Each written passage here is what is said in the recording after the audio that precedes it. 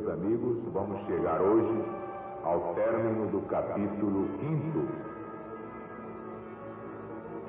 deste admirável livro Atos dos Apóstolos de São Lucas. Levantando-se o sumo sacerdote e todos os que estavam com ele, que eram da seita dos saduceus, que não admitiam a ressurreição, se encheram de inveja e prenderam os apóstolos e os meteram na prisão pública. Mas um anjo do Senhor abriu de noite as portas da prisão e, conduzindo-os para fora, lhes disse: Ide, e de pé no templo falai ao povo todas as palavras desta vida. Tendo ouvido isto, entraram ao amanhecer no templo e ensinavam corajosamente. Mas comparecendo o sumo sacerdote e aqueles que estavam com ele, convocaram o sinédrio e todo o senado dos filhos de Israel e enviaram os oficiais ao cárcere para trazê-los ali. Entretanto, os oficiais que lá foram não os acharam na prisão e, tendo voltado, contaram o seguinte: encontramos o cárcere fechado, com toda a segurança, os guardas à porta, mas, abrindo-a, a ninguém encontramos lá dentro. Quando o capitão do templo e os principais sacerdotes ouviram estas palavras, ficaram perplexos e perguntavam o que poderia ser tudo isto. Chegou alguém e lhes anunciou: eis que aqueles homens que vós metestes na cadeia já estão no templo, de pé, ensinando o evangelho de Jesus ao povo. Nisto foi o capitão com os oficiais e os trouxe, mas sem violência, porque já eles próprios temiam ser apedrejados pelo povo. Tendo-os trazido, os apresentaram no sinédrio. O sumo sacerdote os interrogou, dizendo: expressamente vos advertimos que não ensinasseis o evangelho desse Jesus, e vós tendes enchido Jerusalém com o vosso ensino. Vós quereis trazer sobre nós o sangue desse homem? Tendes de obedecer às nossas ordens. Mas o apóstolo Pedro e os outros apóstolos responderam serenamente: importa antes obedecer a Deus do que aos homens. E continuou o apóstolo São Pedro: o Deus de nossos pais ressuscitou Jesus que vós assassinaste, pendurando na cruz. A este Deus elevou com a sua destra a príncipe e salvador para dar arrependimento a Israel e remissão de pecados. Nós somos testemunhas destas coisas, e bem assim o Espírito Santo que Deus deu àqueles que lhe obedecem. Mas eles, quando ouviram estas palavras, se enfureceram e queriam matá-los.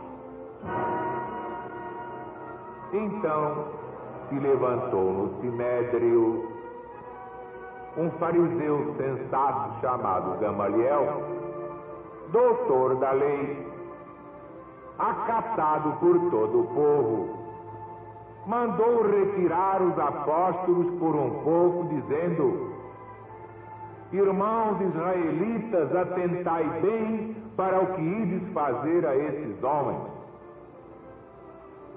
Porque faz já algum tempo que Teudas se levantou, dizendo ser alguma coisa, e a ele se juntaram 400 homens. Ele foi morto, e todos quantos lhe obedeciam foram dissolvidos e reduzidos a nada. Depois de Teudas se levantou Judas Galileu, nos dias do alistamento, e levou muitos consigo. Mas também Judas pereceu, e todos quantos lhe obedeciam foram dispersos. Portanto, irmãos, eu vos digo, não persigais esses cristãos, deixai-os pregar. Porque se esta obra é de homem, se desfará sozinha. Mas se é de Deus, não podereis desfazê-la. Não sejais, portanto, encontrados pelejando contra o próprio Deus.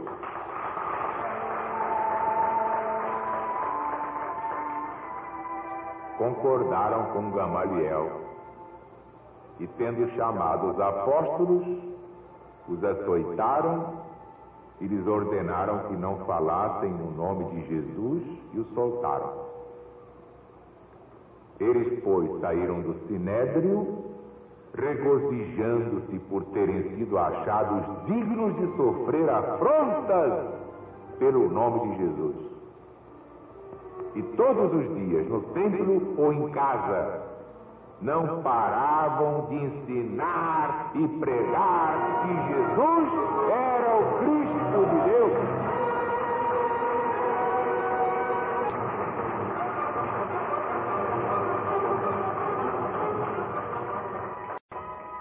Meus amigos, meus irmãos, isso é uma coisa muito séria. A história se repete em pequenos ciclos, dentro de um grande ciclo. A Terra está girando, girando, girando. Não para de rodar no infinito. E a história se repete na RBD. Nós somos perseguidos por quê? Porque pregamos o evangelho autêntico, o evangelho do princípio, é esse aqui. Mas quando os fariseus modernos malhavam o irmão presidente, e o irmão presidente aguentava firme, é porque o negócio já está aqui, ó. Há 2000 anos também era assim. Jesus disse aos fariseus: vocês vão me matar, eu sei que vocês vão me crucificar, vocês vão querer destruir este templo, mas eu ressuscitarei depois de 3 dias. Eles duvidaram, porque ninguém jamais ressuscitou. Mas Jesus ressuscitou. Depois de 3 dias, apesar da pedra chumbada, Jesus ressuscitou. Só por pirraça. Então, os apóstolos ficaram com um muque desse tamanho. Quando viram Jesus livre da morte, disseram: ué, e não é que ele ressuscitou mesmo? Então a morte é um boato, a morte é uma transição. Então ficaram corajosos, perderam o medo da morte. E começaram a se reabilitar. Está aqui São Pedro desafiando os poderosos, sendo preso, sendo perseguido, recebendo ordens para não pregar o evangelho de Jesus. E o que é que ele respondeu? Importa antes obedecer a Deus, o resto é conversa mole.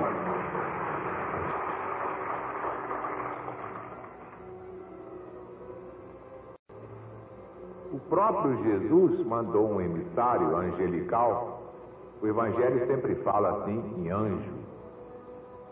Ora, o anjo é um espírito de luz. Todos nós vamos ser anjos. Não de cara suja. Vamos ser anjos no duro. E sem asas de carnaval, aquelas asas que se pendura, compra ali no fabricante. Asas autênticas, projeções luminosas que dão a impressão de asas. É diferente. Os apóstolos pregando o Evangelho contra toda perseguição. Então vem o emissário do Senhor e diz: ide, e lá de pé no templo, pregai ao povo todas as palavras desta vida.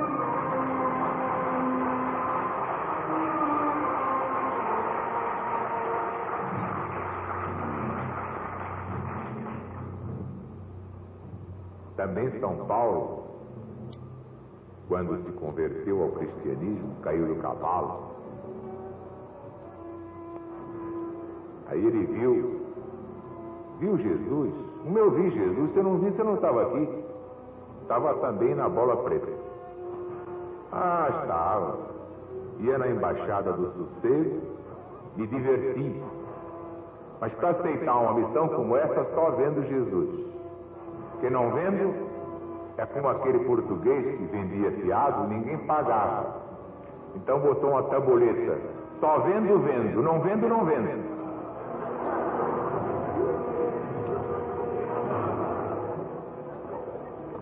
Pois bem,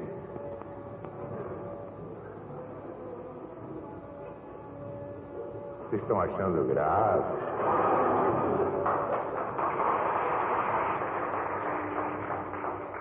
Eu confesso a vocês, é aquela frase de Jesus: o espírito está pronto, mas a carne é fraca. Quer dizer, bem que o espírito, coitadinho, ele quer se aprumar e quer se elevar, mas a carne puxa para baixo. Olha que morenaço, vai lá, olha lá. Pra que pregar a Bíblia? Pega aquilo lá, rapaz. Olha lá, tá vendo? Um joguinho na casa do seu Ernesto. Vai até 3 da madrugada e nos intervalos você toma uísque. Uísque do bom, escocês, Scotch. Que evangelho nada, vem pro joguinho. Olha, no sábado nós vamos ter uma reunião de bacanal, hein? Cada um leva uma mulata, arranje uma bem bonita. Negócio é assim, pra que evangelho? Negócio é carnaval, é futebol, é cair no fandango, é fazer política, é fazer mexerico, é inventar fofoca, porque a carne é fraca. Jesus sabia disso.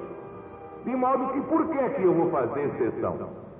Eu devia fazer tudo isso que os outros fazem,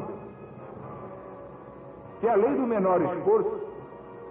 Mas é que eu vi Jesus. Se eu não visse, não estava nisso não. Não estava não, e reconheço que a parada é dura. É muito dura. É preciso ver Jesus. Do contrário, ninguém vai.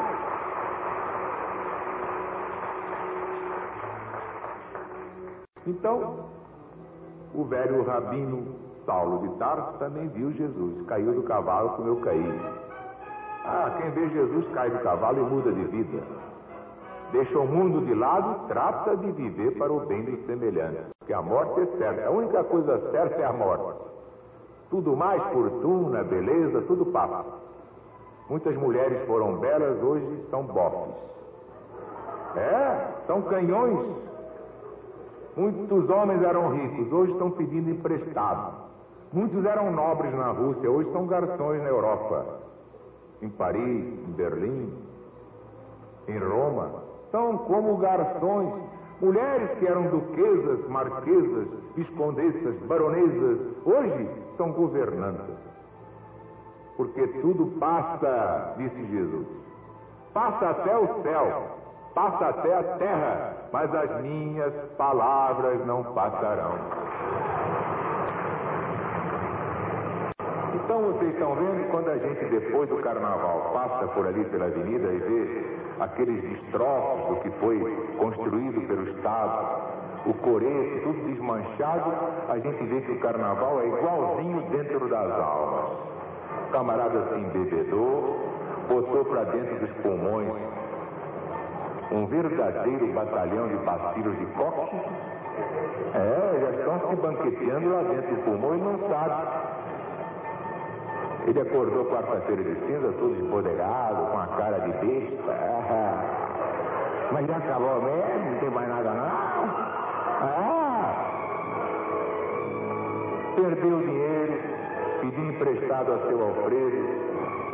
Foi à casa de Dona Mariana, também pediu emprestado, se pendurou todo, vai pagar a fantasia até dezembro.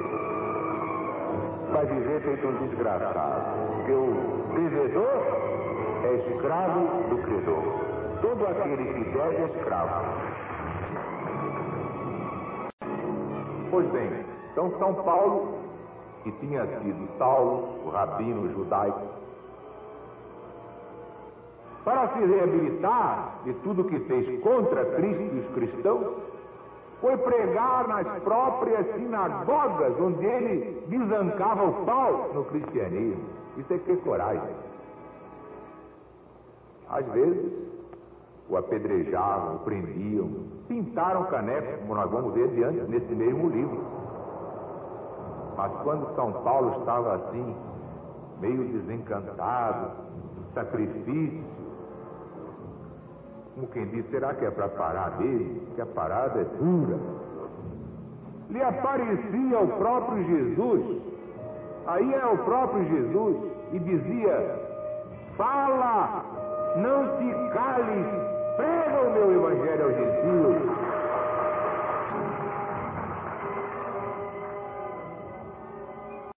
Mas o ponto grande aqui, neste capítulo 5, que hoje encerramos, é esse parecer do Gamaliel.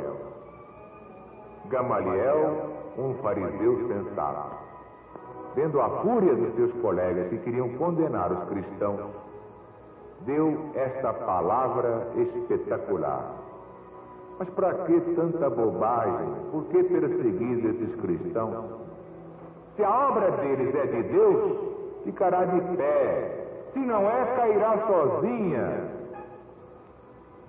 Portanto, tende cuidado, porque se eles estão a serviço de Deus, vós estareis combatendo o próprio Deus.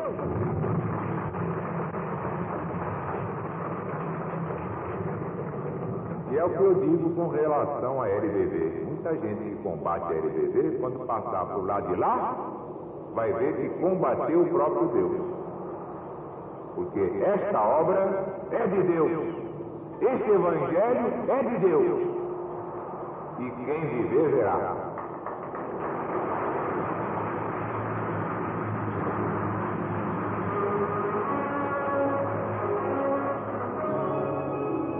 Aliás, para quem tem olhos de ver, já, analisando as perseguições em todo o Brasil, contra uma obra que não tem dinheiro fácil, nem do Estado, nem do governo, tendo compromissos pesados a pagar, está de pé porque é de Deus.